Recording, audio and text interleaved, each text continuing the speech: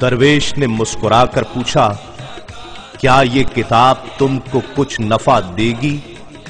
आपने जवाब दिया, जी नहीं, मुझे इस किताब से नफा नहीं होगा। दरवेश ने फरमाया, इंशाअल्लाह ये किताब तुम्हें बहुत नफा पहुंचाएगी।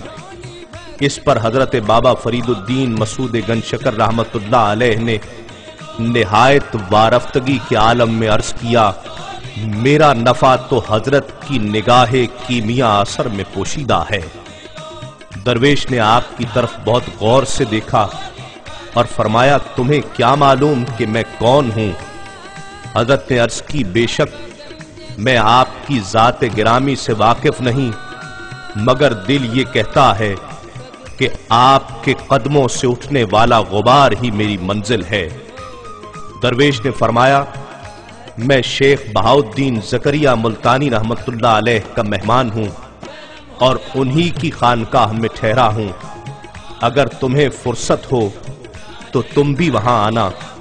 हजरत बाबा फरीद ने शिद्दत इंतजार में रात गुजारी और फज्र की नमाज पढ़ते ही दरवेश से मिलने चले गए।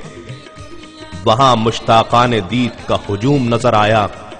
मालूम किया तो पता चला कि सुल्तानुल हिंद हजरत ख्वाजा मोइनुद्दीन चिश्ती अजमेरी रहमतुल्लाह अलैह के खलीफा अकबर हजरत कुतुबुद्दीन बख्तियार काकी रहमतुल्लाह अलैह तशरीफ लाए हुए हैं। ये सुनकर हजरत बाबा साहब पर बेखुदी की कैफियत तारी हो गई। आपने खादिम से अर्ज की, मैं भी हजरत कुतुब साहब की कदम बोसी को हाजिर हुआ हूं। खादिम ने आम नौजवान समझकर कहा, साहबजादे रास्ते में खड़े हो जाओ, शेख गुजरेंगे तो दीदार कर लेना। लेकिन हजरत बाबा फरीद ने खादिम से बहुत दफे अर्ज की कि इतनी इत्तला कर दो कि तालिब इल्म फरीद हाजिर हुआ है। खादिम ने जैसे ही इत्तला की, कुतुब साहब ने फरमाया, उसे जल्दी भेजो, हम उसी का तो इंतजार कर रहे हैं। बाबा साहब लरसते कदमों से मजलिस इरफान में दाखिल हुए और नजरें झुकाए हुए दो जानों बैठे रहे। इस दौरान हजरत कुतुब साहब रहमतुल्लाह अलैह हजरत बहाउद्दीन ज़करिया मुल्तानी रहमतुल्लाह अलैह से मुखातिब हुए, शेख ये फरीद है, मेरा फरीद। हजरत बहाउद्दीन ज़करिया ने तालिब इल्म की तरफ मोहब्बत भरी नजरों से देखा और फरमाया, माशाअल्लाह माशाअल्लाह। हजरत कुतुबुद्दीन बख्तियार काकी 8 दिन मुल्तान में मुकीम रहे और इस तमाम अरसा में बाबा फरीद एक खिदमतगार की हैसियत से मौजूद रहे। एक दिन खलवत मयस्सर आई तो अर्ज की कि हुजूर ये गुलाम आपके दामन लुत्फ व इनायत से मुस्तकिल वाबस्तगी चाहता है। हजरत कुतुब साहब रहमतुल्लाह अलैह ने फरमाया, इंशाअल्लाह तुम्हें ये वाबस्तगी भी हासिल हो जाएगी। फिर जब हजरत कुतुब साहब हजरत बहाउद्दीन ज़करिया रहमतुल्लाह अलैह से रुखसत होकर दिल्ली तशरीफ ले जाने लगे तो बाबा फरीद भी आपके हमराह थे। कोई 3 मंजिल गुजरने के बाद हजरत कुतुब रहमतुल्लाह अलैह ने हजरत बाबा फरीद से फरमाया, अभी तुम वापस जाओ, कुछ दिन तक इल्म ज़ाहिरी हासिल करो, अल्लाह के तख्लीक करदा दीन का मुशाहिदा करो, उसके बंदों से मिलो कि कौन किस मकाम पर क्या कर रहा है, फिर दिल्ली का रुख करना। तुम मुझे अपना मुंतजिर पाओगे और घबराना नहीं, फरीद ये जुदाई आरजी है। मुल्तान से रवानगी के वक्त हजरत कुतुब साहब ने हजरत फरीदुद्दीन मसूद गंजशकर रहमतुल्लाह अलैह को बाबा फरीद कहकर पुकारा था, इसलिए कि हजरत कुतुब रहमतुल्लाह अलैह की मुस्तकबिल शनास निगाहों पर ये राज मुनकशिफ हो चुका था कि ये नौजवान आने वाले दौर का बड़ा बुजुर्ग है। उसी रोज से ये लक़ब दायमी हैसियत इख्तियार कर गया। وہاں سے حضرت بابا صاحب اپنی والدہ ماجدہ کے پاس حاضر ہوئے اور حضرت قطب صاحب سے ملاقات کا پورا احوال سنایا۔ والدہ بہت خوش ہوئیں اور فرمایا، مسعود، مجھے اسی دن کا انتظار تھا۔ اللہ نے میرے گریہ نیم شب کو سنا اور میری دعاؤں میں تاثیر پیدا فرمائی۔ حضرت بابا فرید ملتان میں اپنی تعلیم مکمل کرنے کے بعد حضرت قطب صاحب کے حکم کے مطابق ہندوستان سے بغداد کی جانب روانہ ہو گئے۔ بغداد کا راستہ بخارا سے ہو کر گزرتا تھا۔ بخارا پہنچنے پر حضرت بابا فرید حضرت اجل شیرازی کی خدمت میں حاضر ہوئے اور ان سے فیض حاصل کیا۔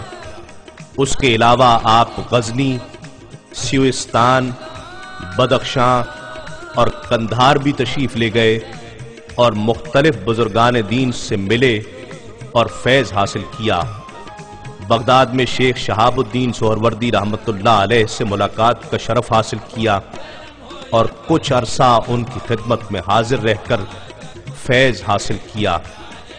طویل سفر کے بعد آپ دہلی پہنچے اور حضرت خواجہ قطب الدین بختیار کاکی رحمت اللہ علیہ کی خدمت اقدس میں حاضر ہوئے۔ حضرت بختیار کاکی رحمت اللہ علیہ نے آپ کے ٹھہرنے کے لیے اپنے قریب ہی ایک حجرہ عطا کیا، جہاں آپ ریاضت اور مجاہدوں میں مشغول ہو گئے۔ حضرت قطب صاحب کی بائیت میں آپ روحانی منازل طے فرما رہے تھے۔ 612 ہجری میں سلطان الہند حضرت خواجہ معین الدین چشتی رحمت اللہ علیہ دہلی تشریف لائے۔ پورا شہر، یہاں تک کہ والی ہندوستان شمس الدین التمش بھی آپ کی خدمت میں اکتساب فیض کے لیے حاضر ہوا۔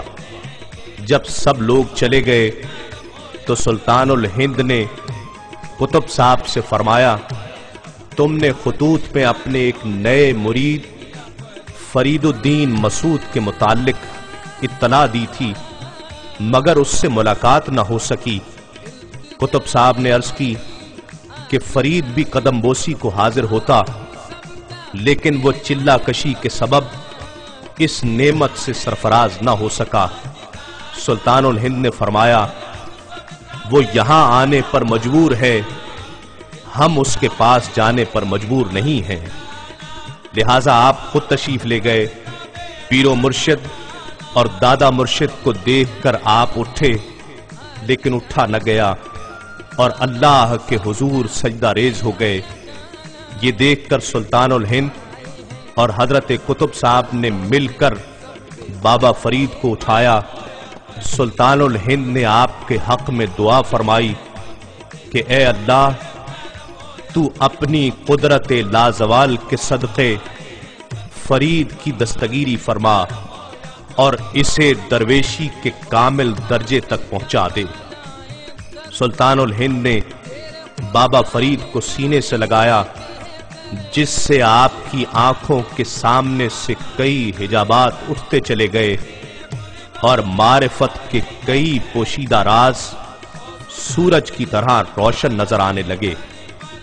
طویل سیاحت اور سخت ریاضت کے بعد جو دولت عرفان حاصل نہ ہو سکی تھی، وہ سلطان الہند کی ایک نگاہ کرم نے بابا فرید کے دامن میں ڈال دی تھی۔ اسی سال 612 ہجری میں حضرت بابا فرید الدین مسعود گنج شکر رحمت اللہ علیہ کو خاندان چشتیہ کی خلافت عطا ہوئی۔ اس وقت آپ کی عمر 30 برس تھی۔ حصول خلافت کے بعد 10 سال تک دہلی اور پھر 12 سال تک ہانسی شہر میں طویل مجاہدات کیے۔ دہلی سے ہانسی روانگی کے وقت پیر و مرشد نے فرمایا، فرید تم میری وفات کے وقت یہاں موجود نہ ہوگے، آپ کو اپنی جائے نماز اور عصا عطا فرمایا اور کہا کہ ہم اپنا خرقہ دستار اور کھڑاویں قاضی حمید الدین ناگوری کے پاس بطور امانت رکھ دیں گے۔